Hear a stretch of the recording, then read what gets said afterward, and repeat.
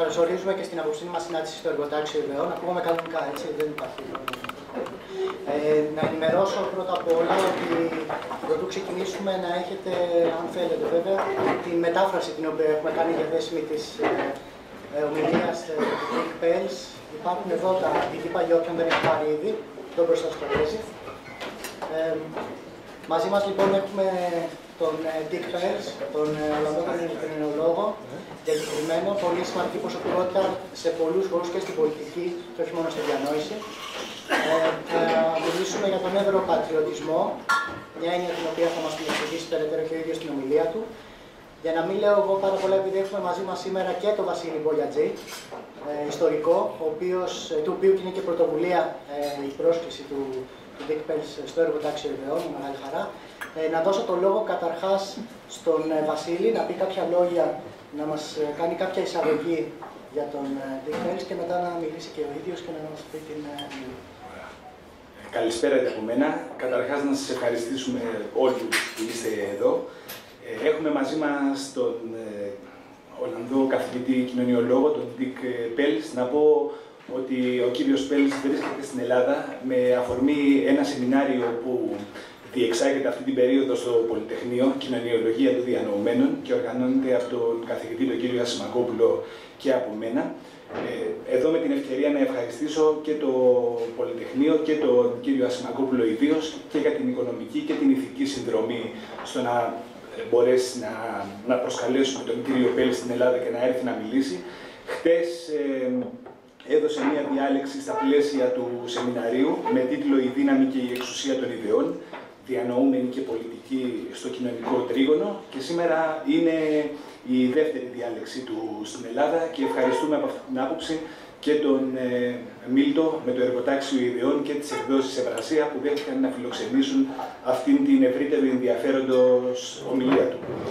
Ο κύριος Pels, όπως είπα και προηγούμενα, ο καθηγητής Pels είναι Ολλανδός κοινωνιολόγος και αυτή την περίοδο ανεξάρτητος πολιτικός συγγραφέας. Σε προηγούμενες ζωές, όπως ο ίδιος γράφει, υπήρξε καθηγητής κοινωνιολογίας και επικοινωνίας στο Πανεπιστήμιο του Brunel, στο Λονδίνο, και επικεφαλής του αριστερού-φιλελεύθερου think tank Waterland και διευθυντής, υπήρξε μέχρι πρότινος, του Επιστημονικού Ινστιτούτου του Ολλανδικού Πράσινου Κόμματος, της Green Left της Ολλανδίας. Στα επιστημονικά βιβλία του στα αγγλικά περιλαμβάνονται τα Property and Power in Social Theory, The Intellectual Stranger και το Unhastening Science. Όλα βιβλία τα οποία αποτέλεσαν μείζονες συνεισφορές στην κοινωνιολογία της επιστήμης και την κοινωνιολογία των διανοουμένων ειδικότερα. Επίσης, είναι ο συγγραφέας πολλών βιβλίων, στα ολλανδικά κυρίως, με θέματα σχετικά με τον λαϊκισμό, την εθνική ταυτότητα, τη σχέση θρησκείας και πολιτικής, καθώς και των οικονομικών της αξιοπρέπειας και μιας επεξεργασμένης ιδέας περί αξιοκρατίας. Αυτήν την περίοδο μεταφράζει στα αγγλικά το τελευταίο του βιβλίο σχετικά με την ψυχή της Ευρώπης, με τον χαρακτηριστικό τίτλο A Heart for Europe, και υπό μία έννοια η σημερινή παρουσίαση μπορεί να θεωρηθεί και μια παρουσίαση αυτού του βιβλίου του στην Ελλάδα. Το επικείμενο θα εκδοθεί και στα αγγλικά. Επομένως, τον ευχαριστούμε πάρα πολύ που είναι κοντά μας και τον καλωσορίζουμε. Thank you very much, Dick. And now it is your turn. Thank you very much, Miltos and Vasilios, for inviting me here. I'm very sorry not to be able to speak Greek. It's a beautiful language, and I'm trying to learn a little bit of it, and maybe I'll try my hand at one sentence that Miltos has translated for me later in Greek, and then you may laugh. I'd like to read. Okay, you're going to translate it simultaneously? Υπάρχει κάποιο πρόβλημα αν μιλήσει στα αγγλικά χωρίς να μεταφράζουμε κάθε τι που λέει ή από την πλευρά σας? Νομίζω ότι περισσότεροι από εμάς μιλάμε αγγλικά, δεν υπάρχει κάποιο ζήτημα, οπότε μπορούμε κατευθείαν να τον αφήσουμε να μιλήσει, σωστά? So you want to interrupt the... No, okay. Let me start with a disclaimer.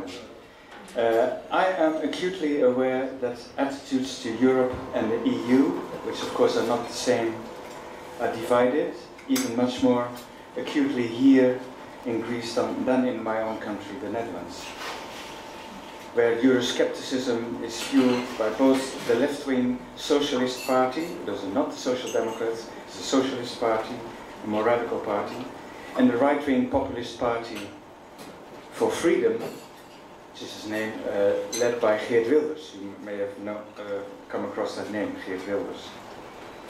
To use a spatial metaphor about space, parties such as these occupy the radical tips of a political horseshoe where left and right come uncannily close, as they do on other cultural issues.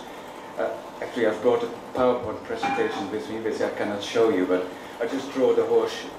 Like the traditional view of the political space is, you could call it a wing model, where left and right are at maximal distance apart. And you grab both ends and you bend them down.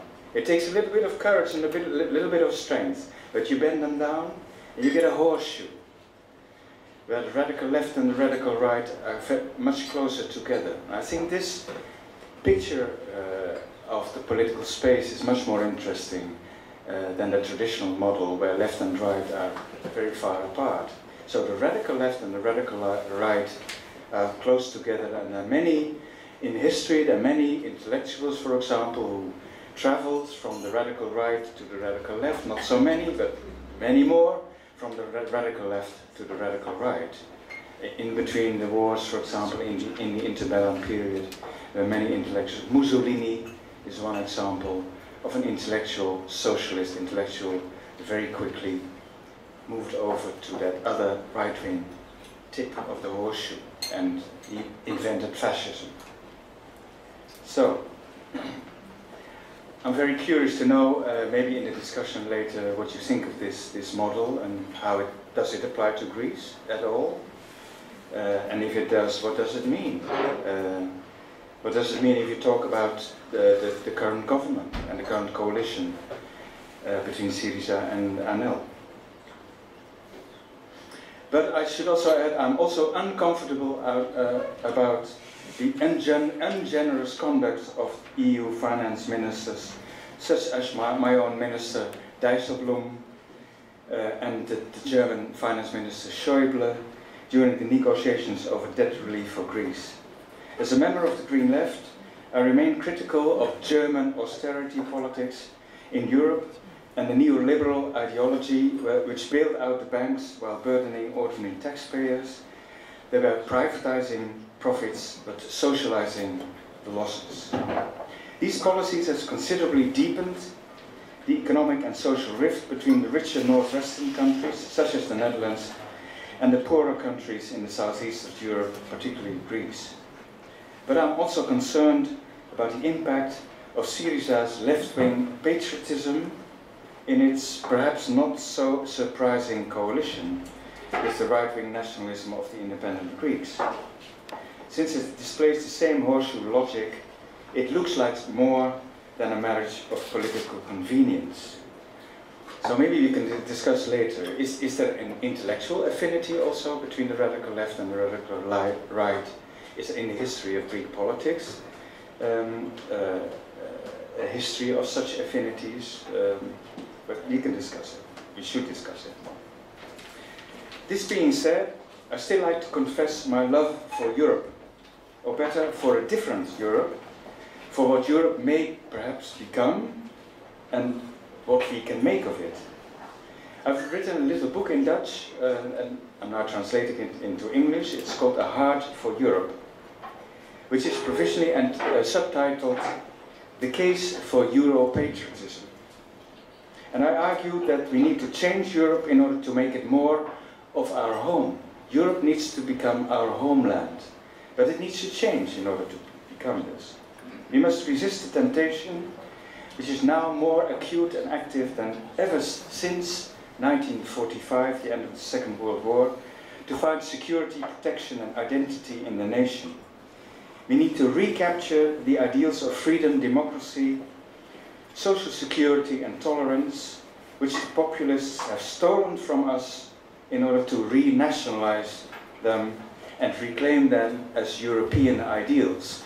Maybe that's one of the most significant innovations of populism, perhaps most in Northwestern Europe, in parties such as those are led by Geert Wilders, Marine Le Pen, maybe also now in Germany, the Alternative für Deutschland, that they have nationalized our own left-wing ideals of liberty, democracy, security, solidarity, tolerance, etc. Because they've turned all these ideals into national ideals. For example, Geert Wilders of the PVV in my country always says that we need to liberate the Netherlands. Netherlands needs to become a free country again, and then we need to leave Europe and the Euro. And we need to kick out all the Muslims. And then the Netherlands will be free.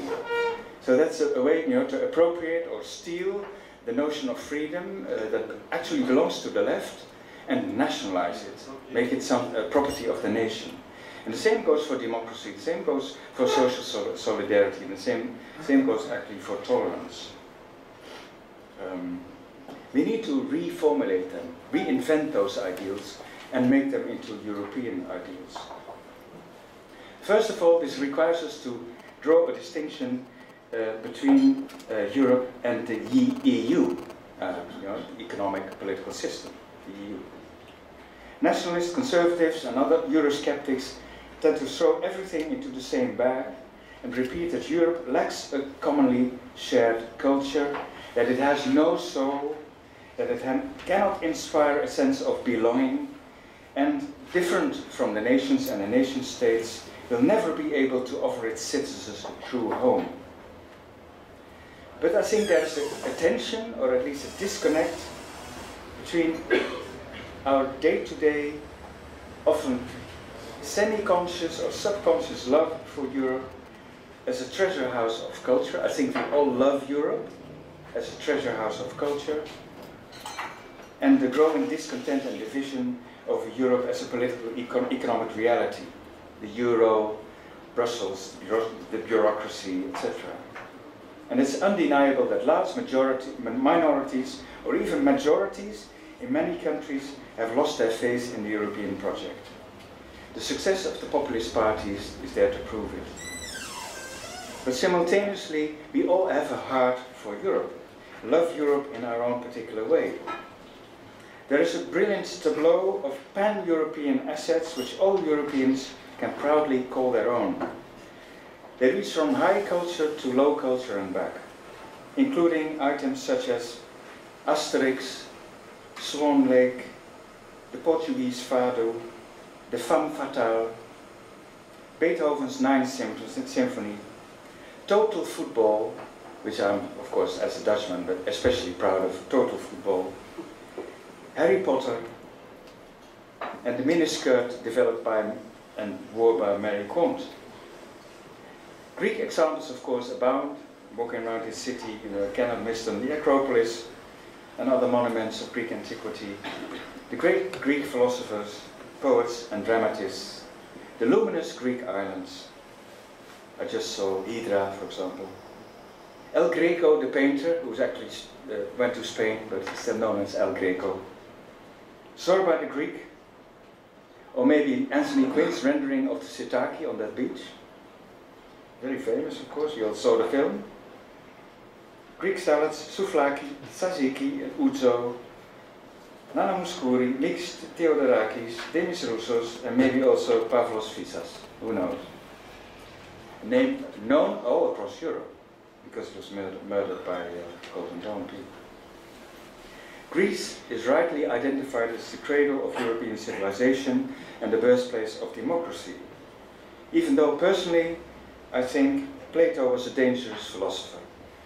Maybe we should also discuss this. And Athenian democracy was the birthplace of populism. In brief, European culture is a supermarket for all tastes whose casual togetherness aptly illustrates the motto of the European Union, unity in diversity. It is grounded in an extremely material in an extensive material infrastructure of roads, tunnels, high-speed trains, Eurolines, bus lines, cheap flights, ferry connections, phone and internet communications, etc. 38% of European citizens already speaks English as a second language, which will reach 100% within one generation, which is around 2050. So a bilingual Europe is within closer reach than we might think.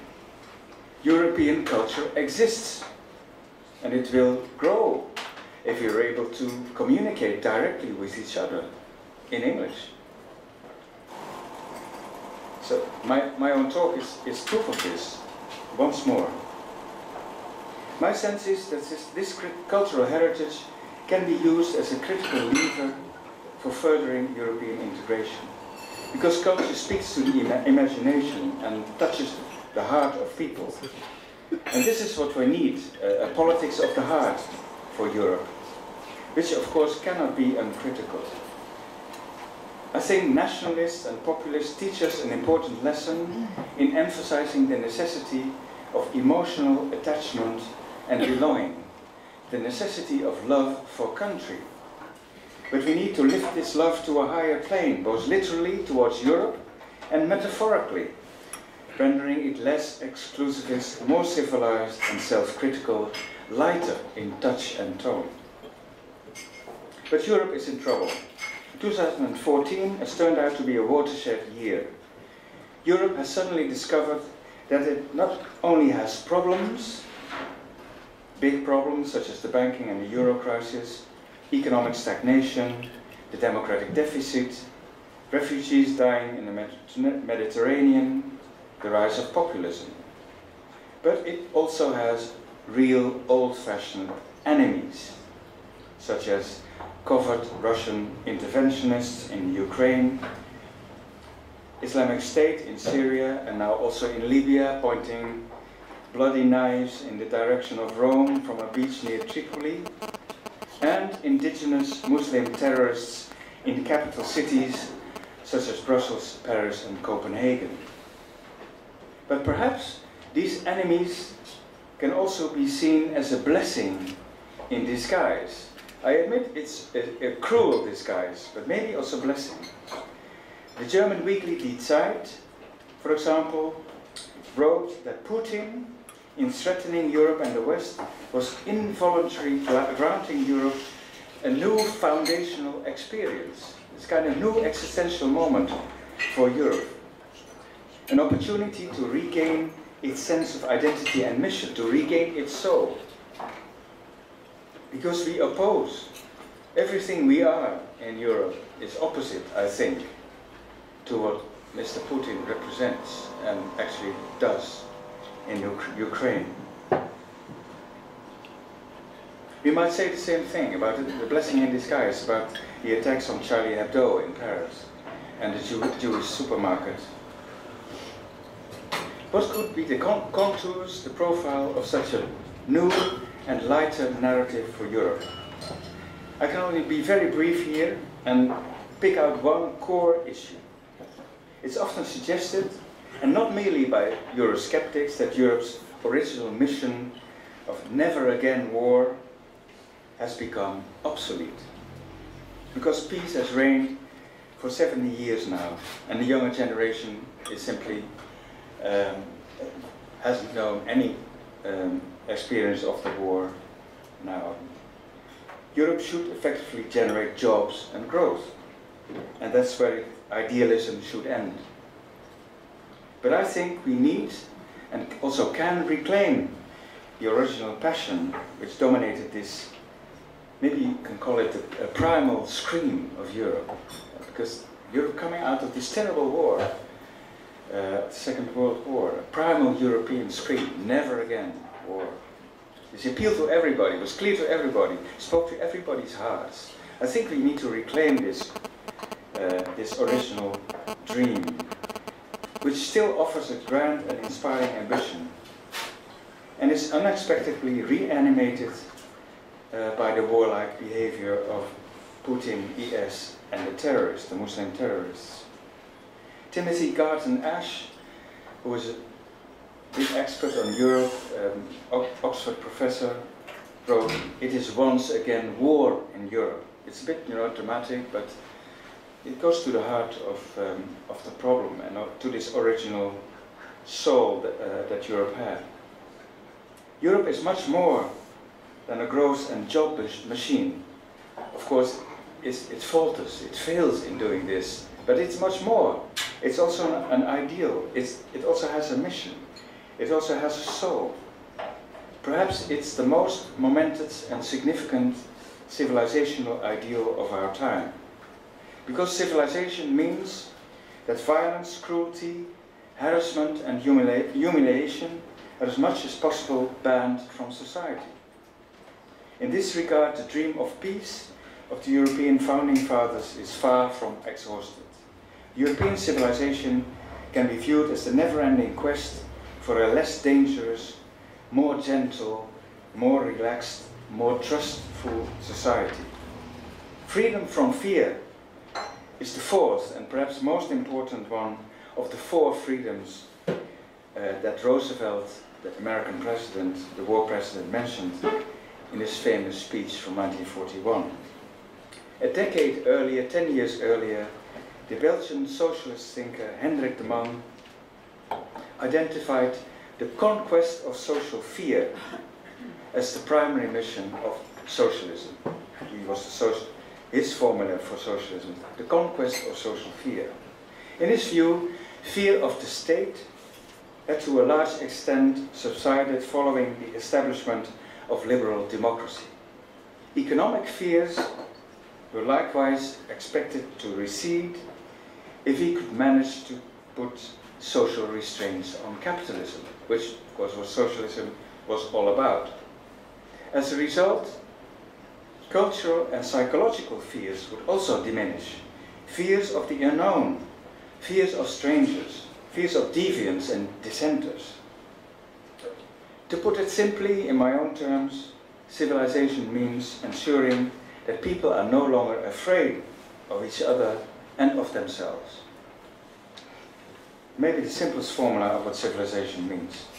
This ambition, of course, presents an immense task, even within Europe itself.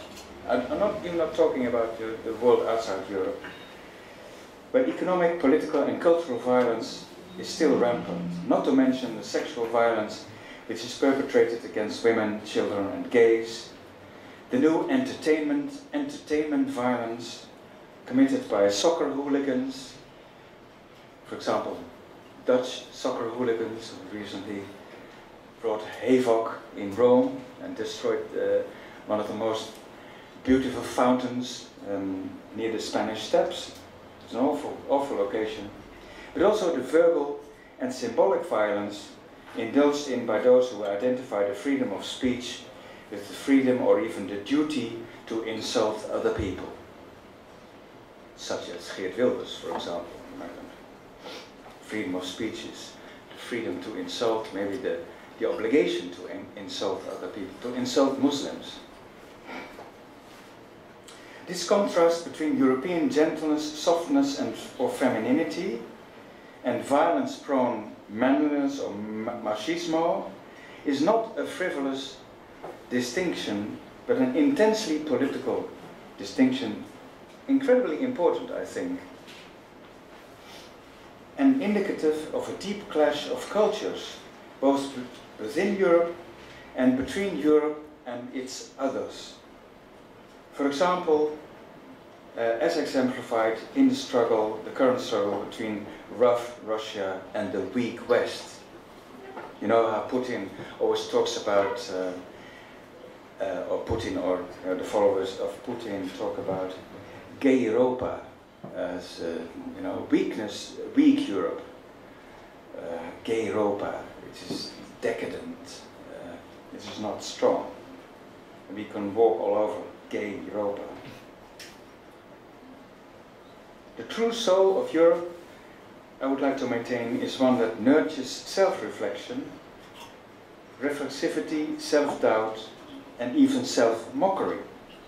Cruelty and terror, on the other hand, require an absolutist frame of mind. To be cruel, to be a terrorist, you need to be certain of the truth. You have the truth, you know, in your bag. An absolute truth also. Being able to laugh about yourself drives out all violence, because laughter and irony clash with the waging of war. So actually, you know, irony, the ability to relativize yourself, the ability to laugh about yourself, are connected to this old soul of Europe, to drive out all violence, never again war. If you generalize this old ideal, I think you arrive there. You need to be able to laugh a little about yourself, not all day, of course, not all the time. You cannot relativize, you know, to death, because then you arrive at a point where you can do nothing, and politics becomes impossible. For any kind of morality becomes impossible. But you need to be able to laugh a little about yourself in order to drive out violence. And this is the ideal, the end of the road. The peace ideal also implies social peace, of course, founded on freedom and justice. We need to reclaim progressive ideals such as liberty, democracy, equality, solidarity and tolerance from the populists who have effectively nationalized all of them in order to reinvent them as European ideals. How can we promise European freedom, democracy, equality of opportunity and a good life for all European citizens, and thereby turn Europe into a genuine home where citizens can feel secure but are also challenged to make something of their lives? So where citizens can feel secure, socially protected, because that is needed before people can actually develop into true individuals. True individuality is only possible when people feel secure and people feel at home. Only then people will have the ambition to leave home and travel and develop themselves, because you know, in order to develop yourself, you also need to go away from home, because home is also something that constricts you, that bears you down. So that's also an element of the human experience, that you want to travel, want to go away from home in order to find who you really are. And that's also an important element. But you need security in order to develop that kind of ambition. That is the great wager which will determine whether this century, I think, will be a truly European century instead of another century of the nations and their mutual conflict and their mutual strife. Thank you very much so far.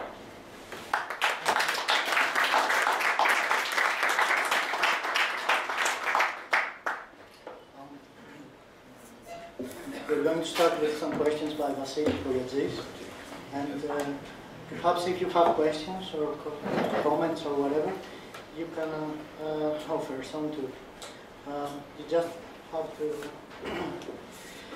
show your hand, and I will give you the chance to put your questions to Dick Pels. Thank you very much for the lecture, really. Vasilis is going to ask you some questions. Thank you very much, Dick, for this so inspiring lecture. You referred to the existence of a common European culture. Do you think that the rise of populism, both right and left wing, in almost every European country reveals the existence of a cultural gap? This is crucial in my perspective, because we observe many common topics in the communist discourse. Mm-hmm. But it certainly is, it creates a political gap. It also creates a kind of convergence between many European countries, of course, because in many northwestern European countries you have these populist movements which have more or less the same ideology. So the political experience of all these countries is growing together. We are growing together, but maybe there's still a bigger difference between the northwest of Europe in a political sense and in many more senses of the term, and the countries of the south and east of Europe, where populism takes a different form. For example, in this country you have a real semi-fascist party such as Golden Dawn. Also in Hungary you have Jobbik, which is very close.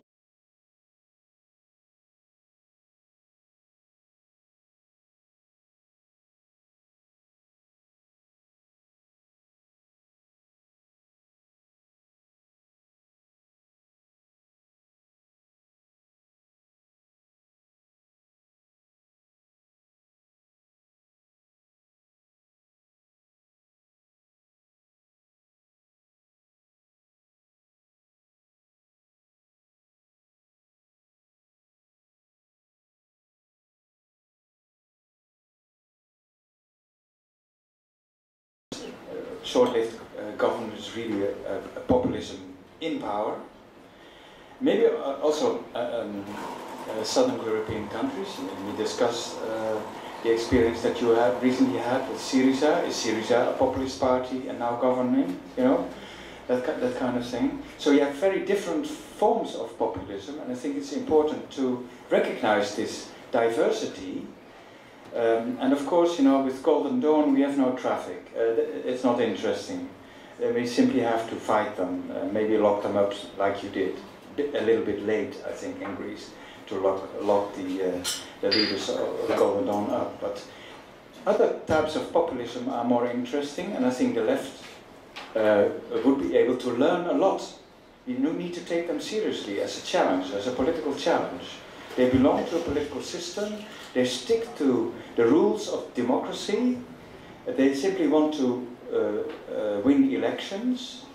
They change the style of talking in the parliament a little bit because they use this very harsh speech. So impolite speech. They change a bit the rules of the game, of the style of how people talk to each other in the parliaments. But it's still, you know, within the bounds of what I would define as democratic. They extend the democratic field by using slogans which maybe are too harsh, a little bit, you know, towards almost racist expressions about in their criticism of Islam or the Roma, for example. But more generally, they operate within the bounds of the political system as a regular political party. And I think the first thing that we should do is not to dismiss the populists as the enemy or the devil, but try to learn from them. Also because I think the narrative of the left is too weak. We do not have a good enough story to tell to the people in order to convince the people. This goes for the Greens, goes for the Social Democrats, it also goes for the more traditional radical socialists. Our story is simply not good enough. We need to reinvent it, and we need the populists, maybe as our best enemies, to challenge us, and for us, in order to reinvent our notions of freedom, democracy, solidarity, and tolerance. So, what do we think? What is our notion of freedom? What is our notion of democracy? What is our notion of solidarity? What is our notion of tolerance? I would say that many of the left-wing parties in the northwest of Europe simply do no longer know it. So we have the populists with very strong stories about national identity, national freedom, leaving Europe, leaving the euro, etc., solving all our problems by kicking all the Muslims out, etc., etc. So they provide these simple solutions. But we on the left, we still do not have a story that is appealing enough for the majority of the people to vote for us and change this political situation. So this question follows from the previous. Building a Europe of the heart, as you refer to it, sounds like an excellent idea, and I would very much like to see it happen. But apart from our personal preferences and our idealism, how can it become possible from a practical point of view? You know better than I that European integration was a good idea, but without an effective and realistic plan, it could have remained just an idea. So, what do you think about all the ideas that we have reclaimed from the populists? Are the practical steps that need to be followed so that the Europe of the heart becomes a reality and not just an appealing motto for those like myself who believe in European integration? Okay, yeah. Well, first of all, I think we need to develop Europe as a social union. So Europe, in order to provide a home for all of its citizens, needs to be able to protect all its citizens in a material way. So this is, of course, very relevant to your situation and to the current negotiations between, unfortunately, my finance minister, Dijsselbloem, and your prime minister, Tsipras, and finance minister, Varoufakis.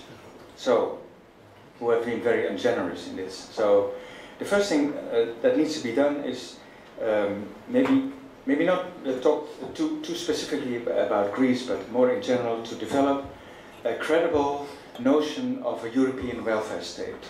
And very practically this could be done by, for example, thinking of a European minimum wage, where different countries, of course, have different levels of the minimum wage because of the differences between the richer northwest and the poorer southeast.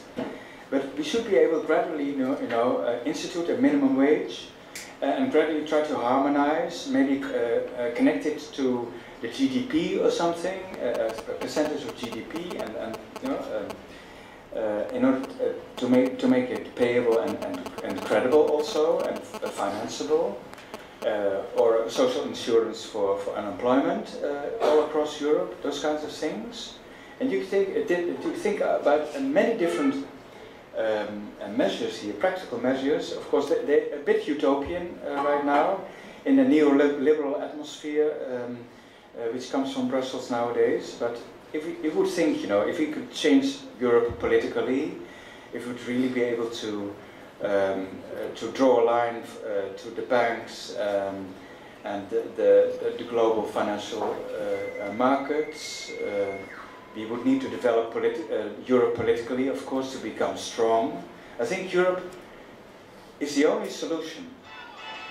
The nation will not be any nation, will not be not the Netherlands, not Greece, not France or Germany by themselves will never be able to come up with a solution to the current financial economic crisis. It's really a banking crisis which has been turned upon the ordinary taxpayer, also in the Netherlands, but especially also in Greece. We need Europe in order to develop Europe politically, and you could think of maybe very utopian ideas such as a basic income for each European citizen, and this has been proposed in a realistic fashion. It could be financed. Of course, it would demand a much more generosity from the rich European countries of the Northwest. And as a Dutch citizen, would probably not profit very much, but it's been calculated, for example, that a minimum wage, a monthly wage of 200 euros would create an enormous jump in wealth, in increasing life chances in the eastern and the southern countries of Europe, because I think the calculation was that it would increase the income of an average citizen by 40%. And it is financeable. I'm not able to go into the details, but a European basic income would not be a totally crazy idea. But maybe we should not think about this because it's too far-fetched, and think about more practical and realizable ideas such as a European minimum wage, or in some way building up the European welfare state. And if that is done, European citizens will be able to connect with Europe because it protects them. They will become going to love Europe because it protects them. So that would be the basis. But of course, there's also the cultural argument that you asked about. And, well, European culture is a kind of storehouse which is available to all of us. So I can recommend, for example, Amsterdam, one of the most beautiful cities in Europe. You should all be able to come there and visit Amsterdam. It's actually a European city and it should be open to all of us. There are so many cultural assets that we all love. There is European music, the classical music by the Germans, German composers like Bach and Mozart and everyone, Haydn, and you name them. There's the art, there are paintings, there are the sculptures, there is philosophy starting out here in Greece, etc. There's so much that it has entered our consciousness, entered our bodies that we all know about. And there's also the lower culture such as the football, like Ajax, you know Ajax, you know the team from Amsterdam, not so doing so very well these days, but it's a European name. Also a Greek hero, of course, but as a football team, it enters European culture. We all know about it, and there's so many things. You start thinking about how many things we can talk about and share in English, of course. I'll try to learn a little bit more Greek. So I want to pose two more cultural questions. You made a brief reference to two of our collective myths. You characterized Plato as a dangerous philosopher, challenging in this manner the nationalistic pride myth that Greek antiquity is essentially good and superior to other cultures. And moreover, you characterized Athenian democracy, totem of the left wing as well as of the right wing indignados of Syntagma Square, as a populist democracy. Would you comment a little on these topics? Yeah. Well, maybe I'm offending you a little, your feelings about one of the greatest philosophers, because Plato is one of the greatest philosophers, and I've read over and over again, and also enjoyed it a lot. But it's also a dangerous story. Maybe I can sharpen this up a little bit by reminding you of the fact that some, I don't know if you can call them intellectuals from Golden Dawn, but people from Golden Dawn said that that their theory of totalitarian politics is based on Plato. And if Socrates would have been alive today, he would have voted for Golden Dawn.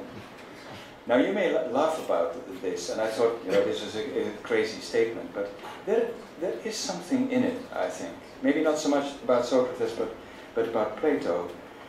Because, of course, Plato is the inventor of the notion of the philosopher king. And I think that is one of the most dangerous notions developed in history through communism, for example.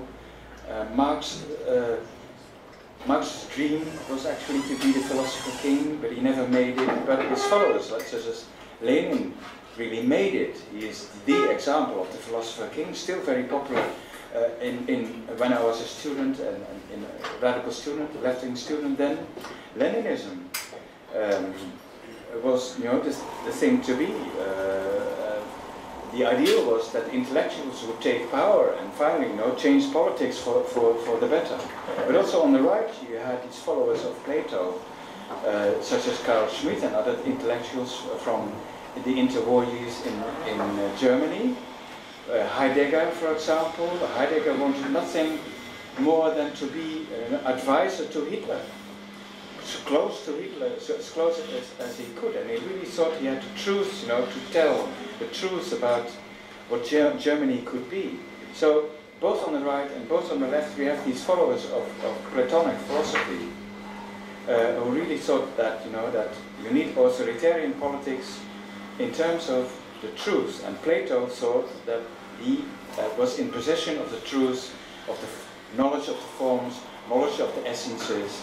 Really give him absolute truth, and would bring him to a position that he would actually be able to better see what politics would need than any kind of politician. So I think that The notion that you have truth, absolute truth, in your pocket is one of the most dangerous notions that there are in philosophy, and we should combat this notion. We should weaken this notion of truth, or maybe totally abolish the notion of truth. Of course, some notions and some views are better than others, but we should discuss them without this arrogant imposition that I have the truth and you are simply in the wrong. That is one of the most dangerous attitudes that you can take in politics. And about Athenian democracy, of course, Athenian democracy was very restricted and also confined to, let's say, grown-up men of a certain age, excluding women, slaves and metoikoi, etc., from the agora. But when the agora assembled, the idea was that the people had power, people had sovereignty. And I think this is the populist notion of democracy. The populists all over Europe, kind of crazy update of this idea, all over Europe, populist parties think that the people are in the right, people have truth, and the people should be sovereign, and the elite should go. So that's the basic notion of the populist. The elite is always in the wrong, the elite is blind, cannot see, the people can see, the people is in the right, they have the wisdom, and we simply as politicians should represent the view of the people, the will of the people. And this, this has had the same sad history, both on the left and the right, because the communist notion, socialist communist notion of democracy has been the same. I know it because I myself subscribe to the notion. Power to the people is the left-wing slogan of the student movement of the early 70s in all over Europe, also in the Netherlands. Power to the people. I don't think that's a good idea to give power to the people. You should also have different persons who are the people elect in order to represent them, but also develop views that may be different from what the people think. And here I come back in order to soothe you a little, because I maybe have offended your feelings as Greeks about talking about Plato. Socrates actually said, the task of philosophy is not to collect as many witnesses as you can, as many votes as you can. I'm not interested in any other vote than the person that I talk with you. Philosophy is something, that conversing with a few people, trying to find, what is true, what is less true, what is more true, in a slow conversation, at a distance from the agora, a little distance of 1 mile, because the academy was located 1 mile from the Dipylon gate here in Athens, taking your distance, not interested in trying to convince as many people as you can, not like the sophists, try to pander to the Athenian people, saying what they want to hear. No, philosophy needs to confront the Athenian people. And perhaps make them better, try to convince them of the superiority of the philosophical view. And if you take out, the notion of truth that Socrates and Plato bring into it, then you come closer to, I think, closer to what philosophy really means, and also politics should do.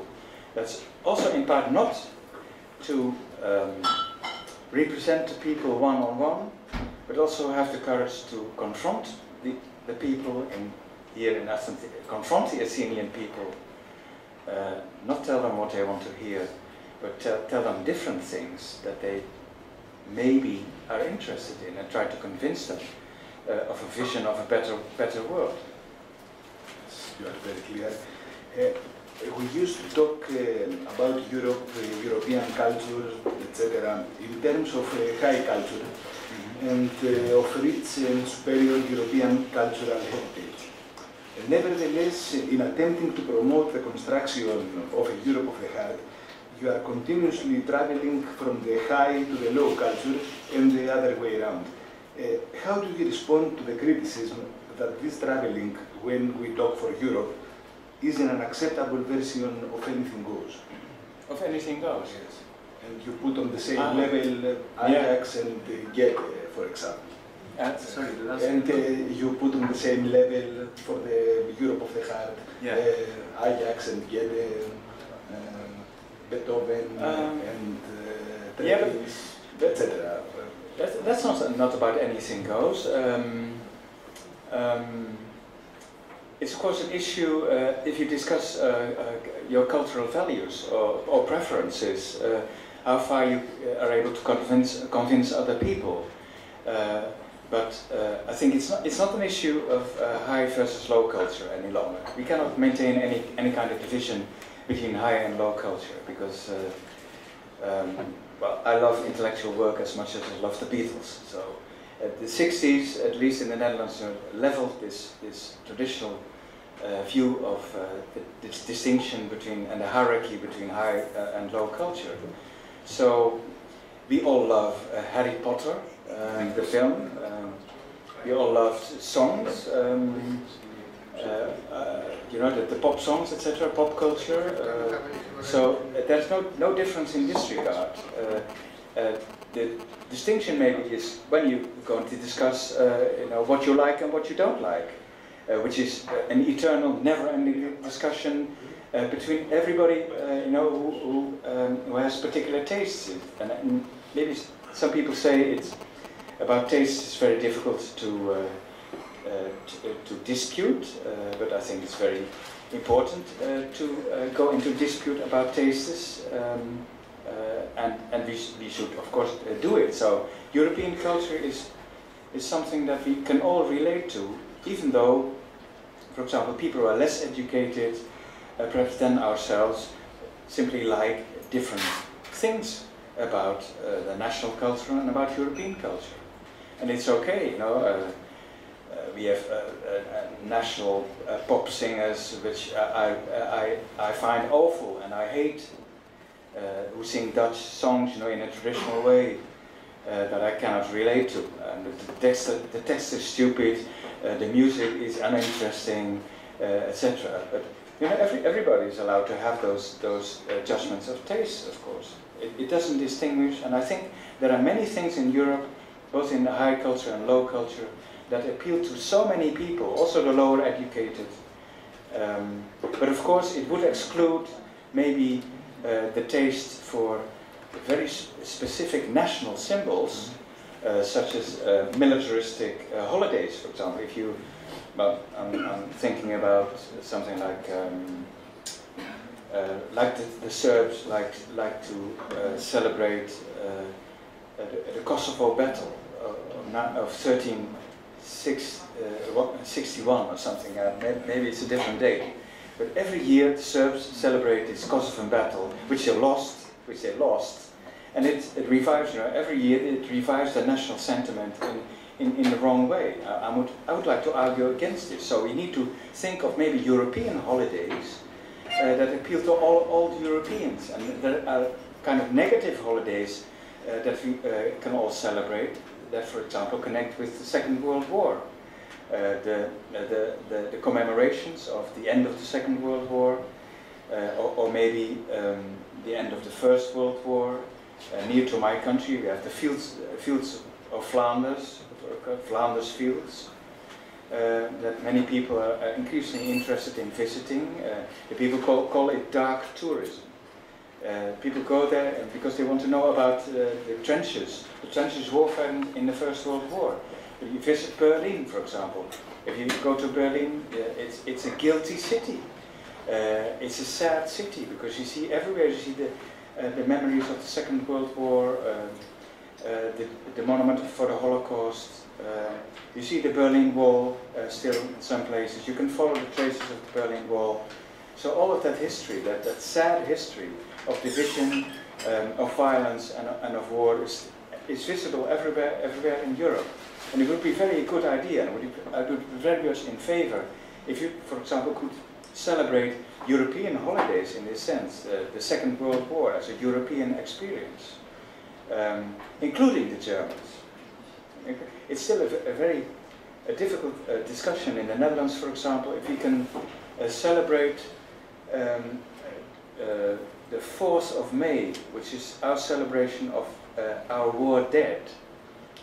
On the 5th of May, we celebrate our liberation from the Germans. On the 4th of May, we celebrate the dead in the camps, of course, killed by the Germans, especially the Jews. Many Jews, most of the Jews in Holland were killed in the German extermination camps. There's still a big discussion about, can German officials participate in these celebrations? Can German soldiers, young guys, you know, were sent to the war, and probably were not Nazis in any sense, you know, just they needed to go there, but just soldiers. Can we commemorate them also? Many people in the Netherlands say no. But maybe, you know, in a couple of years, maybe in a decade or so, we will be able to celebrate such things as Europeans, including the Germans. And maybe we think of other European holidays, festivals all over Europe that we can go to, like the Amsterdam Gay Pride Parade, for example. I could also invite you to come over there and watch the Amsterdam Gay Pride Parade. It's a European event. Or we go to a beer fest in München, maybe, and drink too much beer. Or we go to the Notting Hill Parade, which is a very multicultural parade of the black population in London. Also a very European thing. Or we could maybe celebrate the start of democracy and the end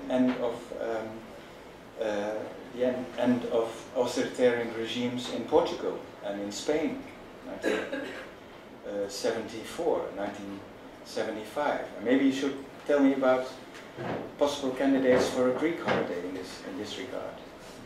73, maybe. Or a date that is really appealing to many European people. Just not just only. Are there any Greek events or holidays that we could celebrate together? I think then we would create something like a European common culture. And of course, maybe it's easy for me, and I'm ashamed, a little ashamed to say it, we should all become bilingual. Of course, my mother tongue is Dutch. I would rather speak in Dutch, but I would express myself maybe in a more nuanced way.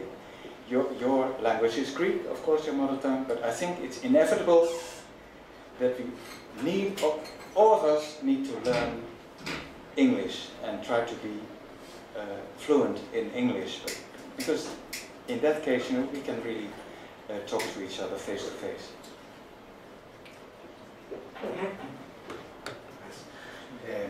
You have written extensively on the topic of individualistic meritocracy and the inequalities which stem from it.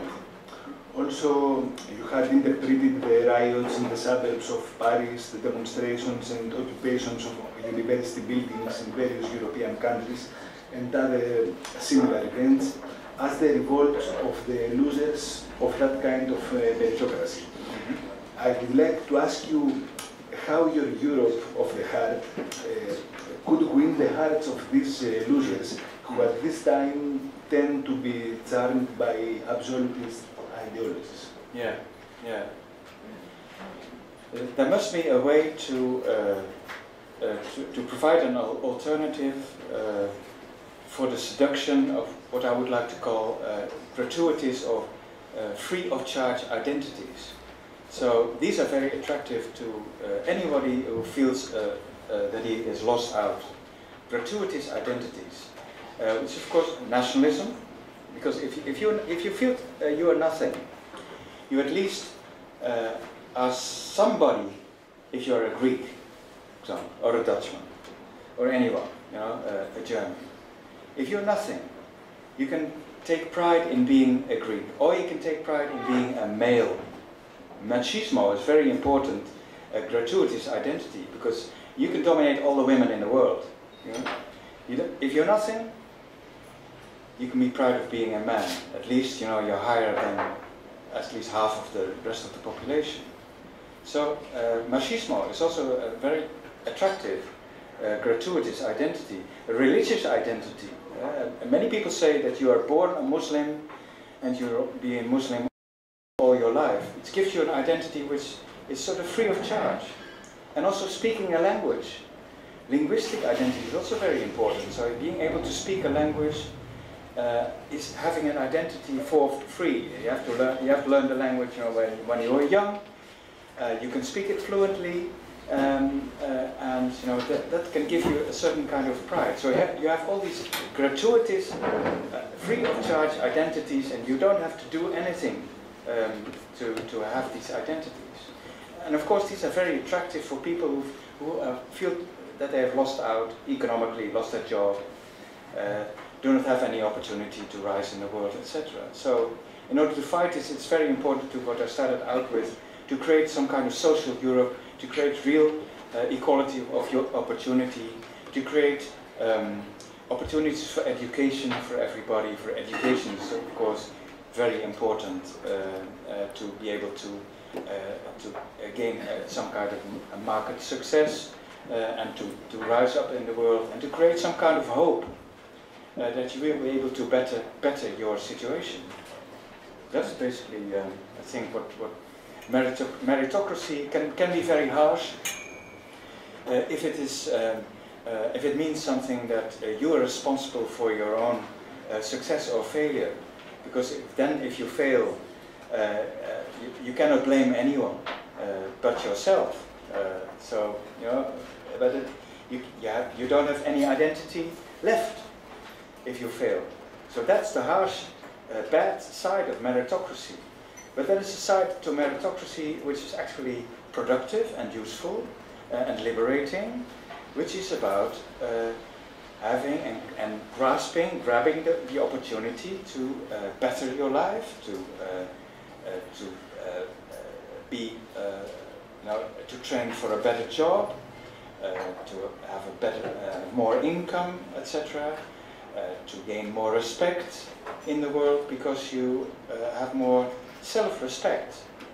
So the bad side of meritocracy is that people lose their self-respect and then they become violent, such as Muslim boys in the streets, you know, who have no chances of rising in the world, and they turn to Islam, for example, or they turn to violence, terrorism, and those kinds of things. Not to exploit more my position. Thank you very much for the discussion with Francis. If there's any question, υπάρχει ερώτηση, μπορείτε να κάνετε στα ελληνικά και να τη μεταφράσουμε εμείς επίσης. Okay, Chloe. Thank you for your lecture.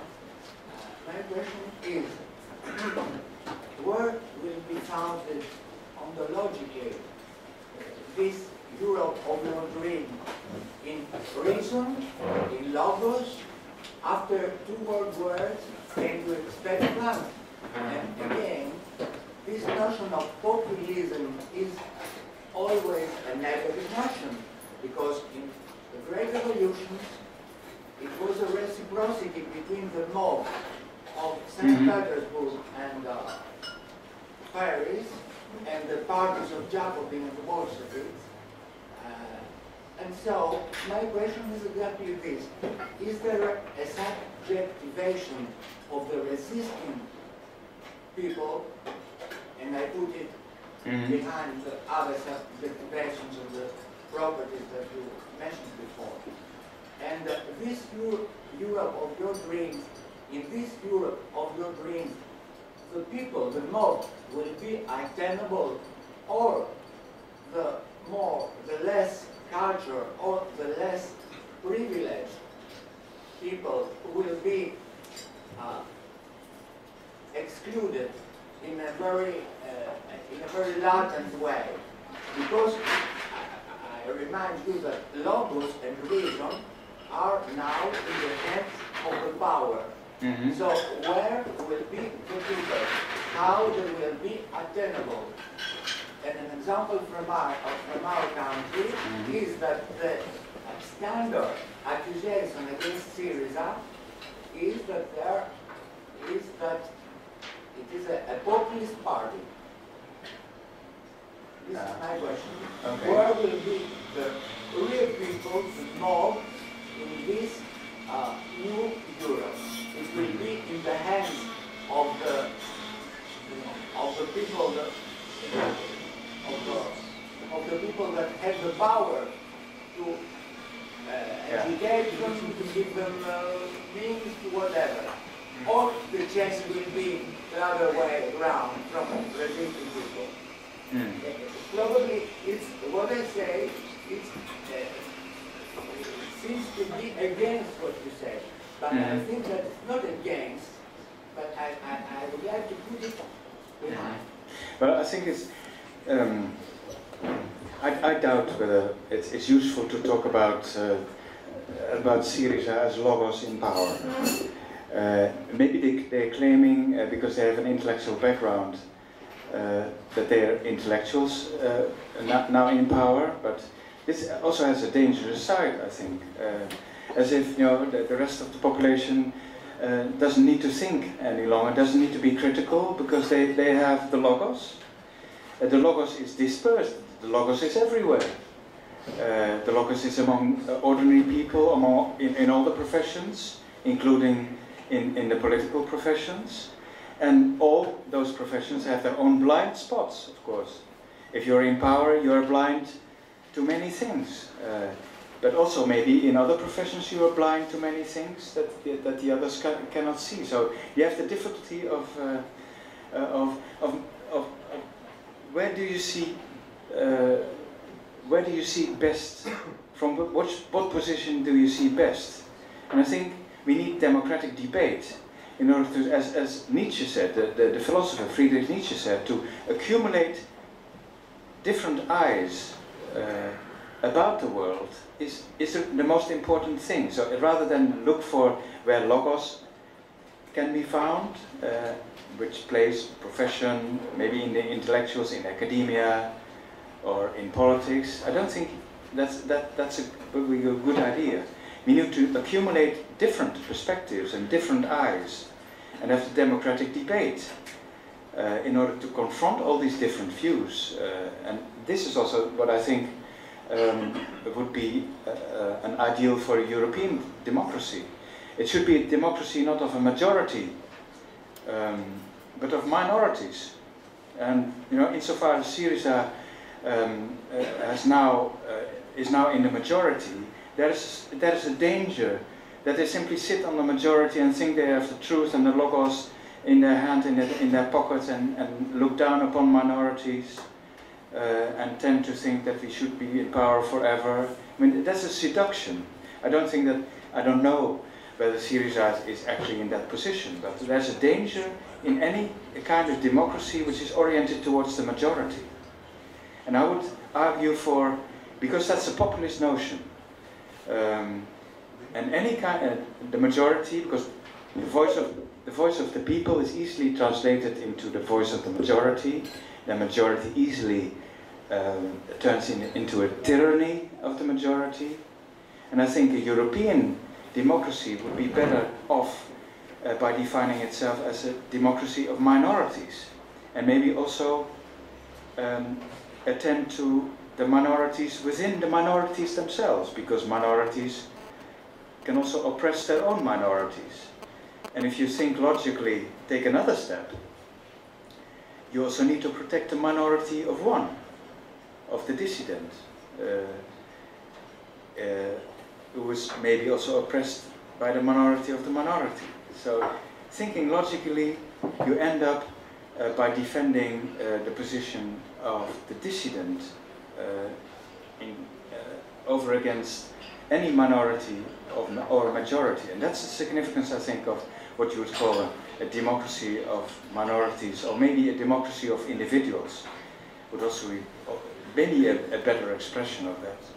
And if a populism translates itself towards the idea that you need to get the majority first, because before any kind of useful politics is done, I think that's a notion that is ridden with risks and danger. Remember how Syriza talked about the 50 seats bonus that they want to abolish it before they went into government, and then forgot about it. So conveniently forgot about this 50 seats bonus. Of course, the 50 seat bonus is that you strengthen the majority and sort of fix the majority and get it into place. And it would be better maybe in a system where you don't have these bonuses, such as in the Netherlands, where you need to have coalitions between maybe 2 or 3 parties in order to enter the government. Because then you realize that your own idea, a political idea, cannot be the truth. You need to compromise with other people in other parties, and you need to realize that there's a nice saying by John Stuart Mill, the great liberal philosopher, that I think it's a bit exaggerated, but he said maybe the opponent has 50% of the truth. I think that's exaggerated because it's too much. I think we need to place it somewhere at 20% or 30%. But maybe the opponent has, if he has 20% of the truth, we need to take him seriously. We need to take the minority position seriously. We need to enter into a continuous, never-ending discussion with the minority, because the minority perhaps has 20% of the truth. And we need to acknowledge that we only have 70% or 80% of the truth. So that would be the democratic attitude, I think. Does it answer the question? Maybe not. Τα ελληνικά λοιπόν. Βλέπω ότι υπήρξε στην ιστορία υπερεθνικό κράτος χωρίς ενιαία αρχή εσόδων-εξόδων. Πώς μπορεί η Ευρωπαϊκή Ένωση να πετύχει χωρίς μια τέτοια προϋπόθεση? Χωρίς ενιαία αρχή εσόδων-εξόδων.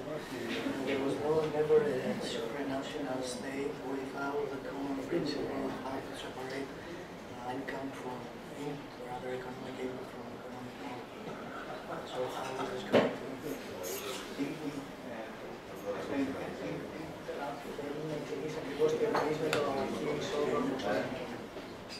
Υπερεθνικό κράτος. Εννοώ ότι όλα τα υπερεθνικά κράτη είχαν πάντα μια ενιαία αρχή οικονομική, έσοδα-έξοδα. Μια οικονομική βάση. Η διαχείριση εσόδων-εξόδων.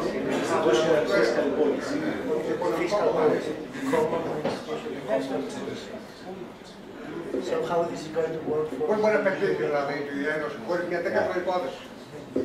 Well, I think in reaction to the crisis of the banking crisis of 2008, European institutions all made a couple of small steps in the right direction by, for example, giving more control to the ECB, to control the national banks. But it's by far not enough, and it should be much more politicized. So I think we should have a fiscal union in Europe. It only can be a political union, so we should have political control of the fiscal system as much as we can, because the only way to develop power, even sovereignty, of the individual European nations is to develop Europe as a political entity, because this is the only entity which has enough power in order to fight the banks and the multinational corporations. So in order to fight the markets and the power of the markets, we need to develop the power of Europe. And Europe, we also need to change Europe, because Europe now is a neoliberal entity. So it's a bit difficult situation. We need to change Europe, we need to make Europe more democratic. But we need also to love Europe in a sense politically, because Europe is also the solution. Europe may be a big problem for Greece, but it's also the solution, I think. I think it's the only solution, because only if the European countries come together, hopefully in a different political atmosphere, that we become more social democratic, more green left, especially more broad left. People need to vote differently in all the countries of Europe, and we need to fight populism in all the countries of Europe in order to realize that. So it's not something that will happen tomorrow. It's a very long-term perspective.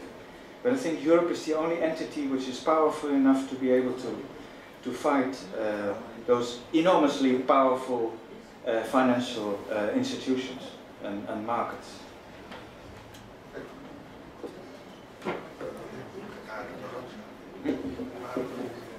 Αν δεν υπάρχει άλλη ερώτηση.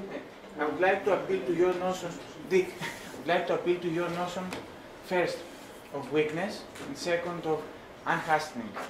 What means, do we need a weak European identity? And second, do we need to unhasten European integration? These two questions. Yes, a couple of things I said add up to the notion that European identity should be weak. I've talked about feminine identity for Europe in those terms, and the need to confront, Russian machismo, if I can put it very briefly this way. Of course, this creates a problem. The problem of weakness is what people such as Putin look down upon. They see Europe as decadent and weak, and he takes advantage of it. Our problem would then be, for us Europeans, not to lose this weakness and become as bad and as hard and as strong as Mr. Putin, but to try to see our weakness as a form of strength. And actually it is a form of strength, if you come to think of it. People who are always in the right, are always in the know, people who have possession of the truth are actually very weak because they never learn anything.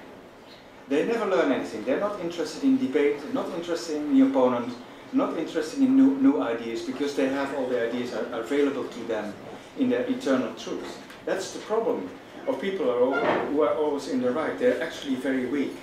And people are also very easily offended when they think they are in the right. So they have, as we in Dutch say, they have very long toes. So you easily treat on their toes. And that's a weakness. It's a form of strength if you're able to be tolerant and be able to listen a little bit longer to people who you don't like, and people who say things that you don't like. Be quiet, listen to them, because maybe there's something in what they say that you could use, that you could learn from. Like John Stuart Mill said, maybe 20% of what the opponent says is the truth, and we are actually in the wrong. So you should listen to them. So I think that weakness of Europe is a form of strength, and Europeans should be more proud of this weakness. Of course, we can never be like Mr. Putin. We can never be as warlike. We can never use the same means as Mr. Putin, because we would lose our identity. So there is this dilemma, and I think this dilemma will stay with us. It's inevitable that democracy needs to use not the worst means, but the means of. I'm searching for. There's a title of the book by Ignatieff. The means of lesser evil. Democracy always needs to use the means of lesser evil. So indeed, we need to develop military power, but it's only at the last resort, and not like Mr. Putin uses it, to create unrest in Ukraine and send his little green man in, etc. So democracy, the problem of democracy, that we need to be proud of our weakness, and that we can only use the means of lesser evil. We need, of course, you use evil means. You're not persons that are totally good, but we always need to confine ourselves to using the means of lesser evil. And now about time. I think time is of course, a very interesting subject, and I've made a plea in one of our books about unhastening the pace of life, especially of science, and defending the speed in defending science and the pace of science against the speed imperatives that are imposed on scientific and academic work by what you would call academic capitalism, or needing to publish or perish university, trying to recruit as many students as you can because you get paid per head, which is a problem in a Dutch university, etc. But of course, the problems of time are also very interesting if you talk about the relationship between politics and society. And one of the problems I think now for the Greek government, and I understood that it's also literally a demand of the Tsipras government, Europe, give us more time. We need more time. Take away those deadlines. Maybe Europe, you are correct in your critique of Greek corruption, of the impossibility to organize markets, of corporatism, etc. Everything which is wrong with Greek clientelism, etc. Maybe some of you said this to me a couple of days ago, that Mr. Dijsselbloem is actually right in his critique of Greek economic culture. But the lack of generosity of Europe at this moment is that Europe is not prepared to give Greece time in order to find a way to recover and reform and do all these things, to do credible reforms in the economic system and the political system. And the problem that of neoliberal Europe is now that it's only interested in payback. Give us back the money, and we have deadlines, and we've lent you this money, and we need it back. And this is a very short-sighted and short-term way to think about solving any kind of problem. So the European Union and the European Brussels and the Troika doesn't have any political or cultural vision about how to help a country such as Greece to become a European country, because they set such harsh deadlines, and one deadline after another, that the Greek government doesn't have any space and doesn't have any time to think. They're totally stressed out. Probably Tsipras is sitting in his office totally stressed out. How can I get any kind of policy which is positive for Greece in the time that I have, because Europe doesn't give me the time. So in these terms, I think Europe should give Greece more time in order to also maybe to slow down Greek politics, which is now bound to a kind of acceleration that comes from Europe. Our time is up, so I can give you any more time spree. Ευχαριστούμε πάρα πολύ. Thank you very much for the lecture. And thank you.